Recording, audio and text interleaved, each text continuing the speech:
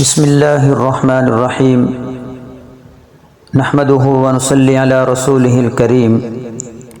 میرے محترم دوستو، اس دنیا کے اندر انسان زندگی گزارتا ہے، لین دین کے معاملات کرتا ہے، کسی کے ساتھ کاروبار کے لین دین کے معاملات ہوتے ہیں، کسی کے ساتھ گھریلو معاملات کے اعتبار سے معاملات ہوتے ہیں، کسی کے ساتھ قرض وغیرہ لین دین کے معاملات ہوتے ہیں۔ قرض لینا اس وقت جائز ہوتا ہے جب کہ آدمی پہ مجبوری بن جائے۔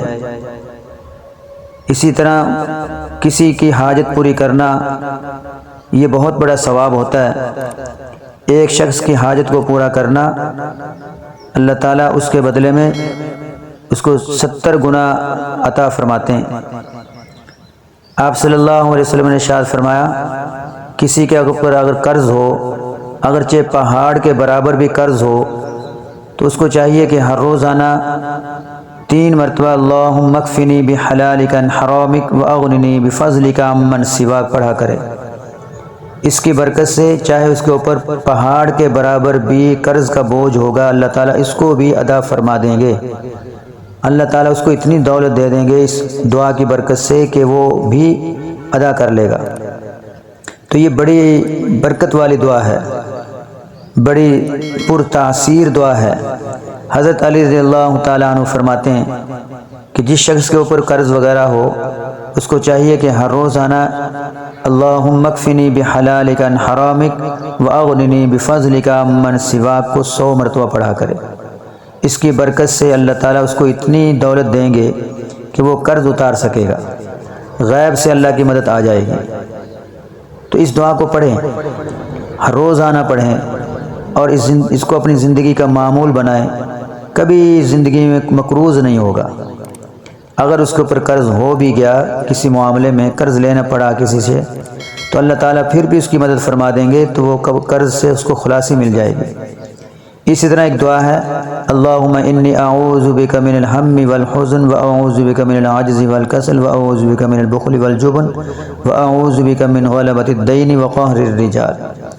یہ دعا بھی ہر روزانہ 3 مرتبہ اس کو پڑھ لیا جائے۔ اس کی برکت سے اللہ تعالیٰ اس کو قرضے سے خلاصی عطا فرمائیں گے۔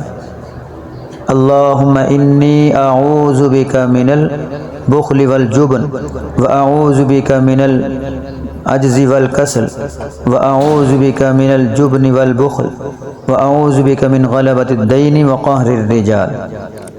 اس دعا کو ہر روزانہ 3 مرتبہ پڑھ لیا جائے، صبح شام۔ اس کی برکت سے اللہ تعالیٰ اس کو قرضے سے خلاصی عطا فرما دیں گے۔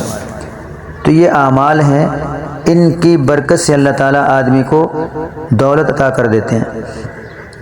انسان ہے کہ انسان دنیاوی معاملات میں پریشان ہو جاتا ہے، تو اس کو پریشان نہیں ہونا چاہیے۔ آدمی کو جب بھی کوئی پریشانی پیش آ جائے، اللہ کی طرف متوجہ ہو جانا چاہیے۔ وضو کر کے نوافل پڑھے، نوافل پڑھ کے پھر اللہ سے دعا کرے، ضرور اس کی دعا قبول ہوگی۔ حضرت عبداللہ بن مسعود رضی اللہ تعالیٰ کے صحابی ہیں، وہ فرماتے ہیں اگر کسی کو کوئی حاجت پیش آئے، اس کو چاہیے کہ پہلے وضو کرے اور اچھی طرح سنت کے مطابق وضو کرے، اس کے بعد صلاۃ الحاجت کے 2 نفل ادا کرے۔ صلاۃ الحاجت کے 2 نفل ادا کر کے اس کے بعد اللہم اکفنی بحلالک عن حرامک واغننی بفضلک عمن سواک، اس کو 1000 مرتبہ پڑھے۔ جو شخص 3 دن اس کو 1000 مرتبہ پڑھ لے گا، اللہ تعالیٰ اس کو قرضے سے خلاصی عطا فرما دیں۔ اب یہ 1000 مرتبہ پڑھنا اس کے لیے تھوڑا سا وقت لگے گا، اور کتنا بڑا اس کو اللہ تعالیٰ انعام عطا کریں گے، کتنی بڑی اس کی مدد آ جائے گی کہ اگر اس کے اوپر پہاڑ کے برابر بھی قرض ہوگا، اللہ تعالیٰ اس کو ادا فرما دیں گے۔ اور یہ 3 دن کا عمل ہے، بڑا ہی مختصر عمل ہے۔ 1000 مرتبہ یہ ہر آدمی پڑھ سکتا ہے، خود بھی پڑھے، اگر بیوی بچے ہیں ان کو بھی اپنے ساتھ شامل کر لے تو مل کے اس کو پڑھ لیں۔ 1000 مرتبہ کے حساب سے اس کو ہر روز پڑھیں، اور جب تک کام نہ ہو پڑھتے رہیں۔ اس کے ذریعے سے کام بھی ہو جائے گا اور اجر و ثواب بھی ملے گا۔